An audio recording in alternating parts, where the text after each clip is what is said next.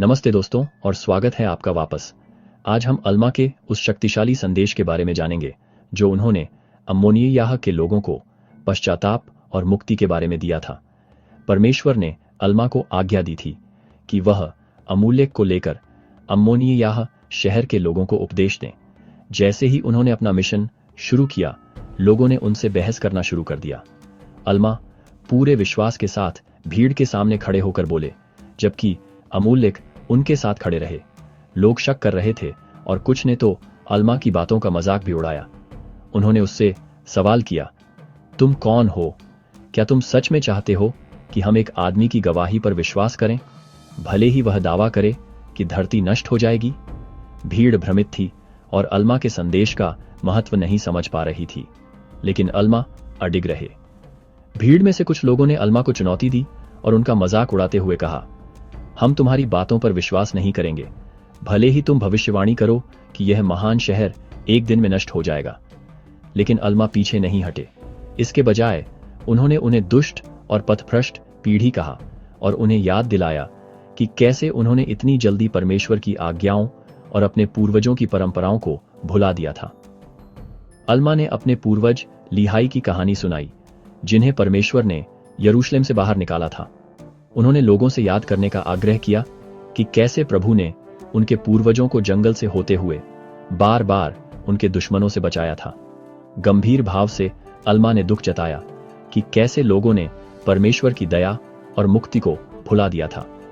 उन्होंने उन्हें पश्चाताप करने के लिए कहा, यह कहते हुए कि जब तक वे पश्चाताप नहीं करते, वे परमेश्वर के राज्य के उत्तराधिकारी नहीं बन सकते।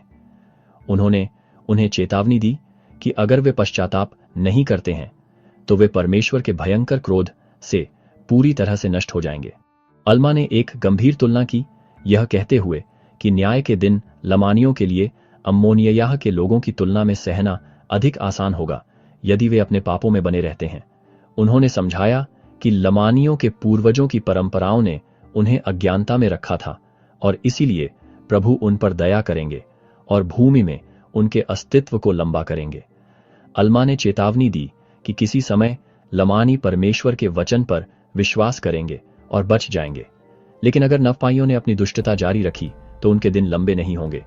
उन्होंने भविष्यवाणी की कि परिणाम स्वरूप लमानियों को उन पर भेजा जाएगा। अंत में अल्मा ने परमेश्वर के पुत्र के महिमा में आने के बारे में बताया।